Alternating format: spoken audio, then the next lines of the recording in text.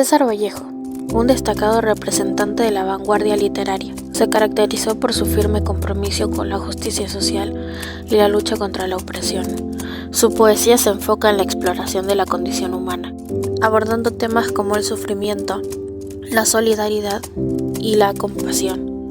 Como testigo de su tiempo, sus escritos reflejan la realidad social y la política de su época. El legado de Vallejo perdura en la literatura y continúa inspirando a generaciones de escritores y lectores.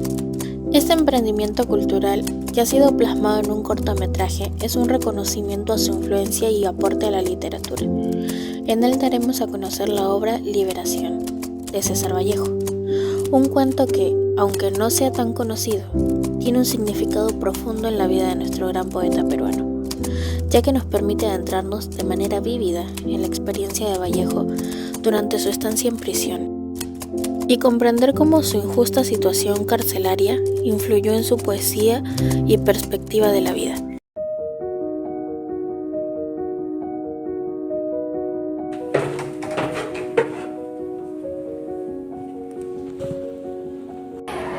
No sabía que César Vallejo estuvo en la cárcel.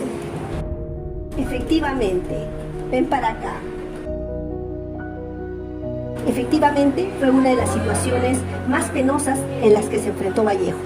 Claro, aparte de la muerte de su madre, y esto lo marcó profundamente y se vio reflejado en su obra y en los cuentos que escribió. Mira, el año 2008, el Policial mostró un documental donde el sistema judicial peruano hace una reivindicación a Vallejo y confirma que su estadía en la cárcel fue totalmente injusta. Ahora que te escucho, me he dado cuenta que no sé nada de la vida de Vallejo. Mira, justamente acabo de comprar unos libros donde hay datos interesantes sobre la vida de Vallejo. Sí, cuéntame más. Bueno, quiero contar que Vallejo nació en 1892 en un pueblo de La Libertad. ¿Y dónde estudió? Estudió en Huamachuco, pero también estudió en la Universidad de La Libertad, donde obtuvo su grado de bachiller. En el colegio me contaron que se fue a Europa. Efectivamente, se fue a Europa, donde se casó con Georgette y ambos pasaron el resto de su vida juntos. ¿Y él murió en Perú? No, murió allá en París, después de una penosa enfermedad y tal como lo predijo en sus poemas. Yo las obras que conozco de Vallejo son Paco Yunque y Tuxtén, y de los poemas Trilce y los Heraldos Negros, que fue de los que nos hablaron en el colegio. Sí, esos son los más conocidos, pero por ejemplo hay uno que se llama Liberación, que justamente cuenta y asocia la vida de Vallejo y su estancia en prisión. ¿Crees que me puedas contar más sobre Liberación? Sí, por supuesto. Es un cuento donde Solís cuenta en primera persona sobre la vida de Palomino. ¿Podrías decirme más? Ayer visité los talleres de impresión en el Panóptico para revisar algunas pruebas de impresión. El encargado de estos talleres es un recluso, un individuo amable, joven, inteligente y extremadamente educado. Se llama Solís. Como se le conoce, me ha referido su caso. Me ha expuesto sus quejas, su dolor. De los 500 presos que hay aquí, solo una tercera parte son quienes merecen ser penados de esta manera. Los demás no. Los demás son quizás tan o más morales que los propios jueces que lo condenaron a eterna injusticia. Señor, buenas tardes. ¿Cómo está usted? No me acuerdo de usted. No lo reconozco. ¿Me puede decir su nombre? ¿No recuerda usted? Soy Lozano. Usted estuvo en la cárcel de Trujillo cuando yo también estuve en ella. Supe que lo absorbió el tribunal y tuve mucho gusto. En efecto, ya lo recuerdo. Usted fue condenado a 9 años de penitenciaría por ser uno de los coautores de un homicidio. ¿Cómo? ¿También usted había sufrido estando en prisión? También, amigo mío. Estuve en la prisión en Trujillo, procesado por incendio frustrado, robo, y Asonada. Si usted ha estado en Trujillo, es muy probable que haya conocido a Jesús Palomino, natural de esa región, quien estuvo purgando prisión durante 12 años. Ese individuo fue injustamente afectado por las deficiencias en la administración de justicia. Voy a contarle a la ligera lo que a Palomino le sucedió aquí. Palomino era un hombre bueno.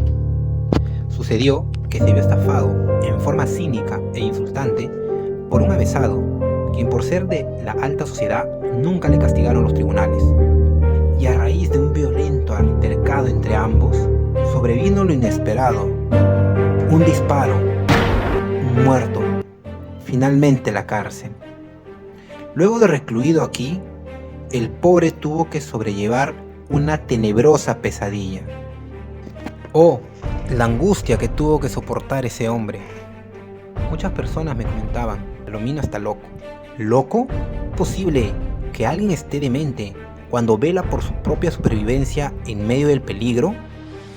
¿Y puede estarlo alguien que enfrenta el feroz odio, incluso con la complicidad de la justicia?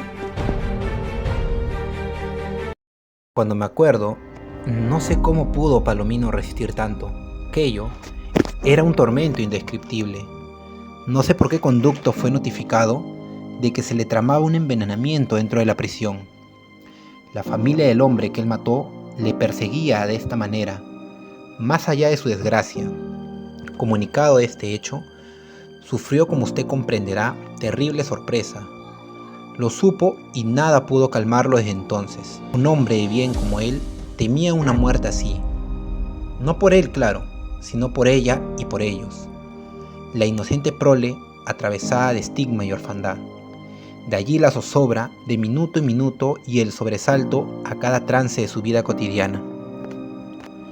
10 años habían pasado así cuando le vi por primera vez. Está familiarizado con esos individuos, mi amigo. Recibo correspondencia de mi hogar que me sugiere claramente su intención. Es posible que mi indulto esté próximo y estarían dispuestos a hacer cualquier cosa para evitar mi liberación. Si en la actualidad el riesgo está más presente que nunca a mi lado, querido amigo. La verdad es que, ante la constante desesperación de Palomino, llegué a sufrir a veces, sobre todo en los últimos tiempos, repentinas y profundas crisis de duda, admitiendo la posibilidad de sus miedos. Diría que entonces era en mí en quien se había metido el terror, más adentro que en él mismo. Tenga usted cuidado. Palomino daba un salto, trémulo volvíase a todos lados, y ambos experimentamos entonces terrible desesperación. Y por el bien de Palomino, de pronto me convertí en su principal tormento, en su propio verdugo. Yo me daba cuenta de este doble valor de mi conducta. Una medianoche desperté sobresaltado, a consecuencia de haber sentido, en mitad del sueño, un vivo espanto misterioso, como si una válvula fuera abierta de golpe. Me desperté, poseído de gran alegría, de una gran alegría, cual si de pronto me hubiera abandonado un formidable peso agobiador, o hubiera saltado de mi cuello una horca hecha pedazos. Era una alegría ciega, de no ser por qué, y a tientas desperezaba y aleteaba en mi corazón diafana pura. Desperté bien, hice conciencia, cesó mi alegría. Había soñado que Palomino era envenenado. A la mañana siguiente, el sueño aquel me tenía sobrecogido, con crecientes palpitaciones de encrucijada, de vida y muerte. Me sentí en realidad totalmente embargado por él. Por la tarde, Palomino y yo compartimos labores en la imprenta. A lo largo de toda la mañana y hasta la tarde, ese persistente e inquebrantable sueño me acompañó. Sin embargo, desconozco por qué motivo no intentaba evitarlo. Durante todo el día, no sé por qué razón, no pude pronunciar Ni una sola vez la advertencia que solía estar siempre en mis labios. No la mencioné en absoluto. Mi sueño previo parecía haber sellado mis labios, impidiéndome pronunciar tal palabra. De repente, Palomino susurró en mis oídos, con una expresión contenida de lástima e impotencia. Inmediatamente, empujado por mi solícita hermandad de siempre para con él, cogí una escudilla de greda rojiza, y en ella fui a traerle a que bebiese. Él agradeció enternecido, haciéndose el asa de la vasija, y sació su sed hasta que ya no pudo. Solís, ya me mataron, Solís. Al verle, ambas manos sosteniendo su vientre y retorciéndose de dolor, sentí en el fondo de mi corazón caerme de golpe, en sensación de fuego devorador y crepitante, dentro de mis propias vísceras integrales. Sus quejas, apenas articuladas, soplaban hacia mi interior, como avivadas lenguas de una llama mucho tiempo atrás, contenida entre los dos. Palomino no amaneció al día siguiente. ¿Habría sido envenenado, tal vez con el agua que le di de beber? ¿O tal vez había sido solo un episodio de ansiedad por su parte y nada más? No lo sé con certeza. Lo que puedo decir es que al día siguiente, mientras yo me veía obligado a permanecer en cama debido a los intensos ataques nerviosos del día anterior, se informa que uno de sus hijos llegó para comunicarle a su padre que se le había otorgado el indulto, pero ya no lo encontró. Se levanta de su asiento y se dirige hacia las rejas, extendiendo sus brazos, exclama con sorpresa y preocupación: «Hola, ¿Palomino?»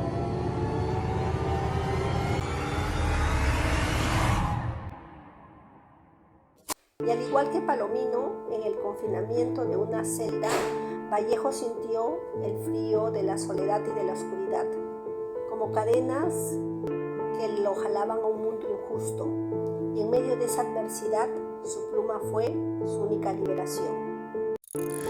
Queremos, asimismo, expresar nuestro más sincero agradecimiento a nuestra docente magíster, Mónica Pareja, por su dedicación, compromiso y por ser una fuente constante de motivación. Sus clases son muy inspiradoras y han dejado una huella duradera.